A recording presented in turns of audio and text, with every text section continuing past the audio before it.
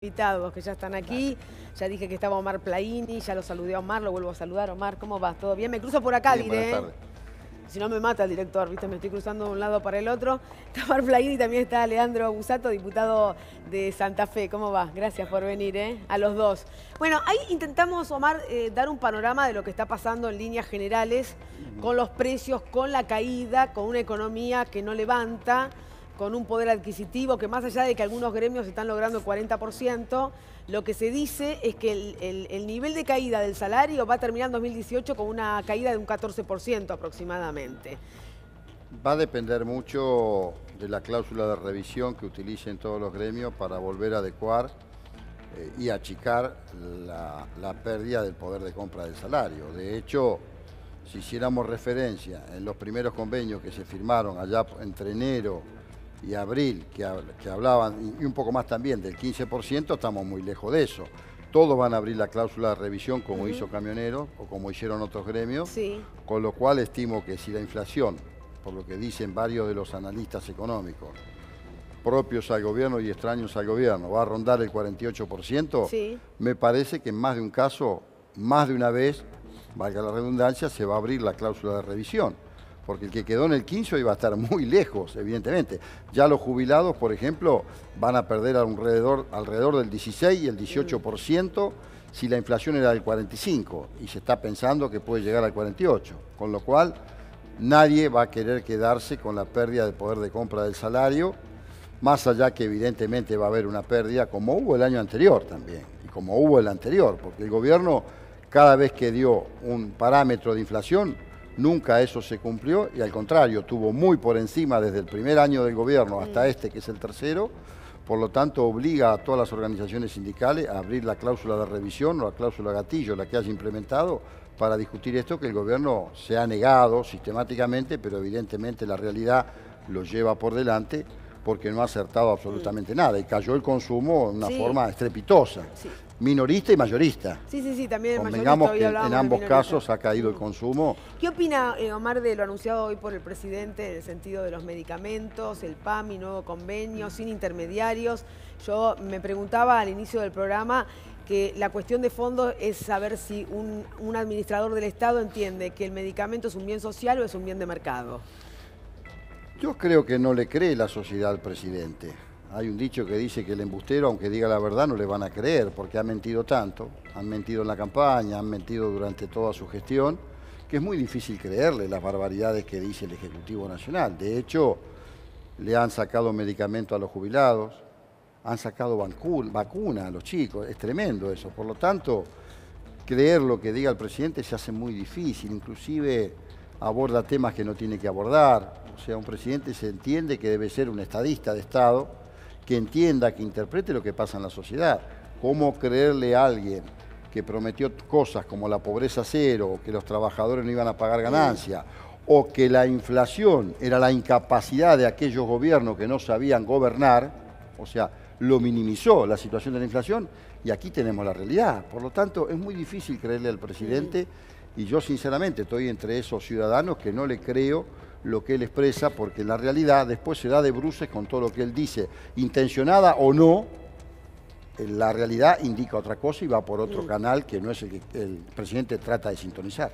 Leandro, ¿cuál es la realidad en la provincia de Santa Fe? Teniendo en cuenta este dato que daba Agustín, las caídas, ¿no?, en las ventas minoristas, lo que estaba apuntando Omar Plaini.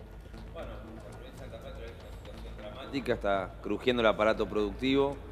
Solamente hasta mayo del 2018 habían cerrado más de 2.700 empresas y además en los últimos 3 meses hay 7.900 puestos de trabajo registrados menos y 700 empresas menos. Por lo cual los grandes cordones industriales están de alguna u otra manera afectados por la pérdida de los puestos de trabajo y el escenario comercial minorista ha caído notablemente. En una ciudad como Venado Tuerto, cuya actividad principal es la agrícola ganadera, el año pasado nomás el centro comercial registró un negocio que cerraba cada 54 horas. Es decir, que en una ciudad de 100.000 habitantes estamos hablando de una caída del consumo estrepitosa que naturalmente está dañando el consumo y el tejido social, ¿no?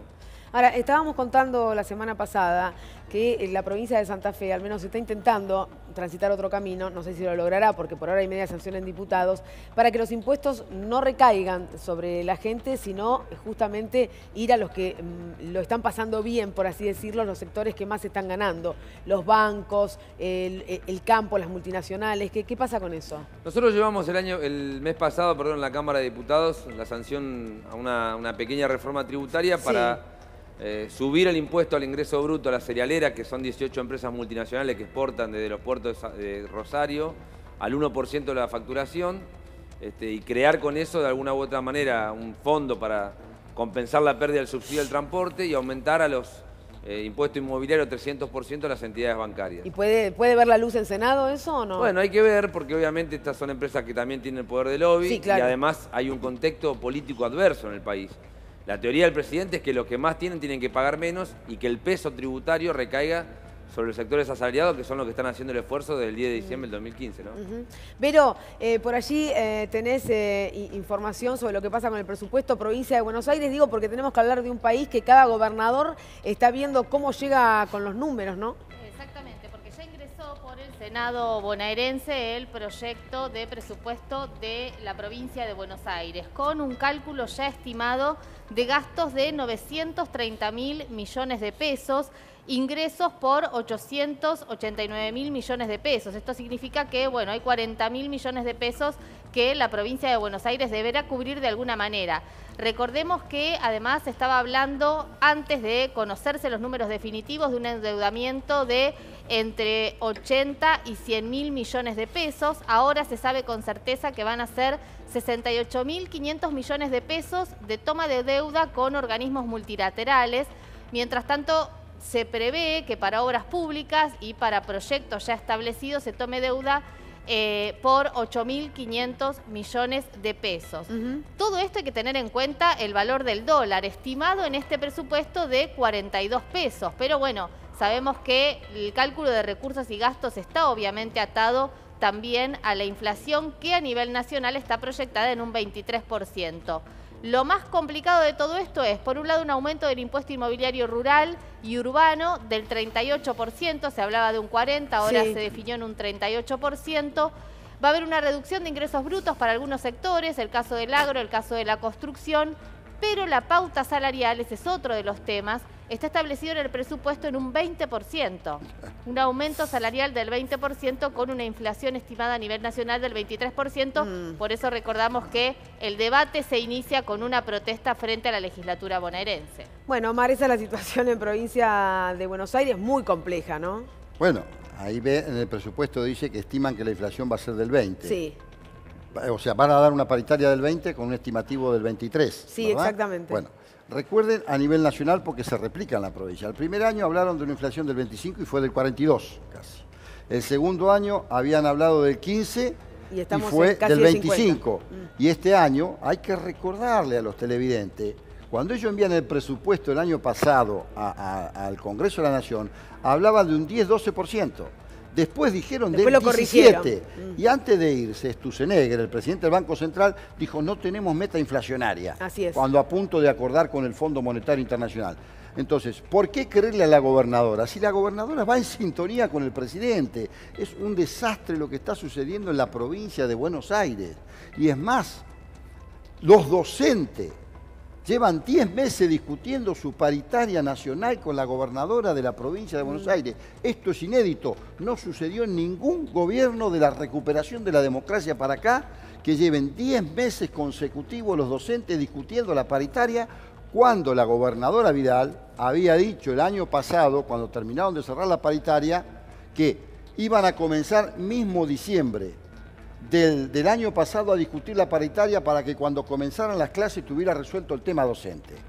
Por supuesto, creerle a una gobernadora que dice que hay demasiadas universidades y que los pobres no deben concurrir a las universidades, Para muestra basta un botón. Bueno, esto me lleva a hablar para los dos, para Leandro y para Omar Plaini, respecto de qué va a ser el peronismo en cada distrito. ¿Van a ir juntos, van a internas, se ponen de acuerdo, no se ponen de acuerdo? Empecemos por A ver, Santa Fe, empecemos le por doy la Santa derecha, Fe. compañero. Le damos No, la nosotros derecha, además compañero. tenemos elecciones anticipadas, cerramos la lista. Claro, hay muchos gobernadores que están haciendo eso, Sí, ¿no? nosotros cerramos listas ya el 8 de febrero y tenemos elecciones primarias en abril y elegimos gobernador y autoridades locales ya en junio. Nosotros creemos que, más allá del peronismo, inclusive la oposición en general tiene que generar un proceso básico y un programa de unidad popular y unidad nacional, un frente patriótico. Sí, eso es lo que quieren. ¿Lo pueden alcanzar? Es la Yo pregunta. creo que sí, hay que hablar de las cosas que a la gente le interesa. Hay que preocuparse menos por la suerte de los dirigentes y más por la suerte de la gente. ¿Y Yo qué hay lo que decirle a la gente? Bueno, si estamos a favor o en contra de defender la salud pública, la educación pública, el valor de lo público en general, el valor del Estado, que es lo que yo creo que Macri vino de alguna u otra manera a tratar de desterrar en la Argentina. Y me parece que en eso vamos a lograr generar un proceso macro de consenso, que después vendrán los nombres propios que lo interpretarán.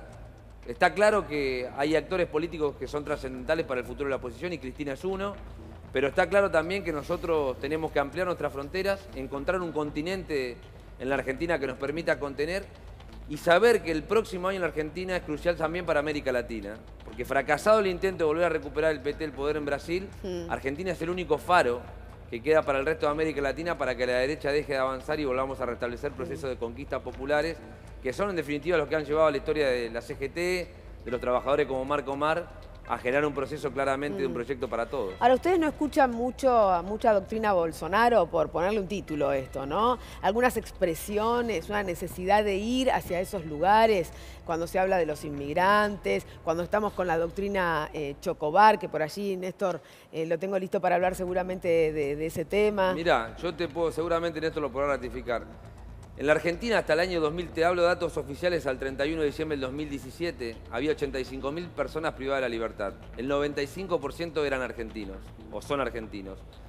La estadística marca que las personas víctimas de trata de explotación laboral, o víctimas de trata con fines laborales, el 78% son extranjeros.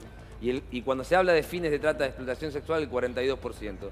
A lo que me refiero es que la incidencia de los extranjeros en el delito es relativamente bajo. Y la tasa de homicidio en la Argentina es una tasa baja que se ocupa a los niveles de Uruguay y de Chile. Lo que ocurre es que la derecha está generando un proceso de descalabro social y está preparando el campo para reprimir. E intenta confundir crisis social y represión con inseguridad. Esto no quiere decir que en Argentina no haya inseguridad, de hecho yo vengo de una provincia sumamente insegura. Sí, claro. Pero está claro que el camino no es el que propone la doctrina Chocobar.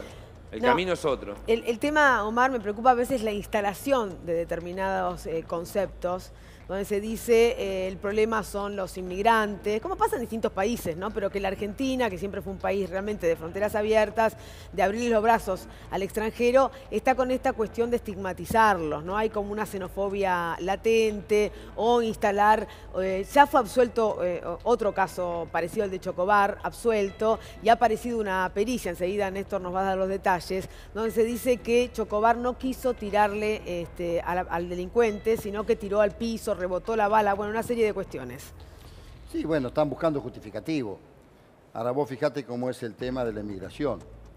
Como son hermanos latinoamericanos, de Venezuela, de Bolivia, de Paraguay, de Perú, o de algún otro país del continente, lo califican de una determinada manera, pero si son inmigrantes, como llegaron mis abuelos, o seguramente familiares tuyos, sí, europeos, ya es una categoría superior. Esto muestra claramente lo que es este gobierno, cómo piensa en términos discriminatorios, cómo ellos son las mano duras, cómo ellos creen en eso fervientemente, cómo de alguna manera representan o tratan de representar lo mismo que Bolsonaro representa hoy en Brasil.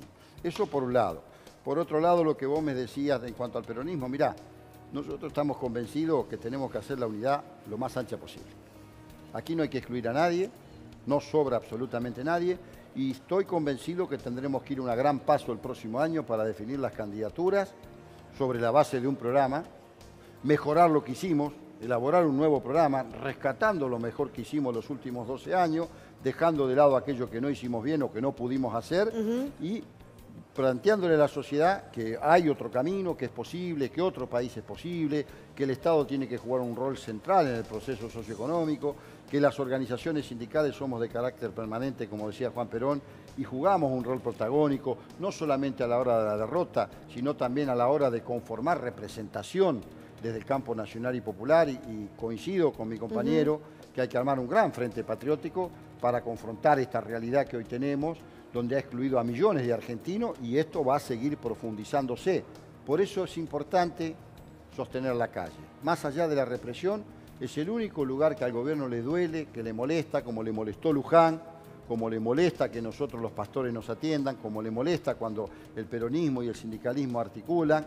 Entonces, el año que viene estoy convencido de esto que te digo, la sociedad va a estar muy atenta de aquellos que estuvimos desde un principio acompañando cada reclamo. No solamente el reclamo sindical, no solamente el reclamo de los movimientos sociales, el reclamo de ese vecino o de esa vecina, jubilado o no, desocupado o no, que no puede pagar la luz, que no puede pagar el gas, que se hace insostenible si tiene un vehículo para moverse, para ir a trabajar, hoy cargar un tanque poniéndole combustible al auto. Y ahí va a poner el acento a la sociedad. Coincido con él. Más allá de lo que digamos los dirigentes, la sociedad va a estar muy atenta de qué hicimos cada uno de nosotros a la hora de plantarnos frente a un gobierno que además de ajustador es represor. Bueno, en eso coinciden, ¿no? Porque la realidad del país es similar, digo. No hay posibilidad de plantear proyectos comarcales. Y en esto yo humildemente me permito sugerir a los dirigentes del interior de la provincia, como en mi caso, que no creamos que el peronismo o las fuerzas de la oposición van a poder realizar un proyecto de provincia o de ciudad si no tiene un contexto de país donde realizarse. Claro. Nos reivindicamos parte de un movimiento nacional porque creemos en el destino como país y en eso nos enmarcamos. Me parece que el año que viene o cambiamos el gobierno del país y las provincias, o los que tengan la posibilidad de gobernar en nombre de la oposición van a administrar miseria y penuria. Yo en esto quiero decir que no hay posibilidades para la realización ni de proyectos personales, ni mucho menos de situaciones comarcales que resuelvan la suerte de un municipio o una provincia, dejando de lado el contexto del país, ¿no? Diputado Busato, muchísimas gracias. Omar Plaini también, muchas gracias, por haber venido.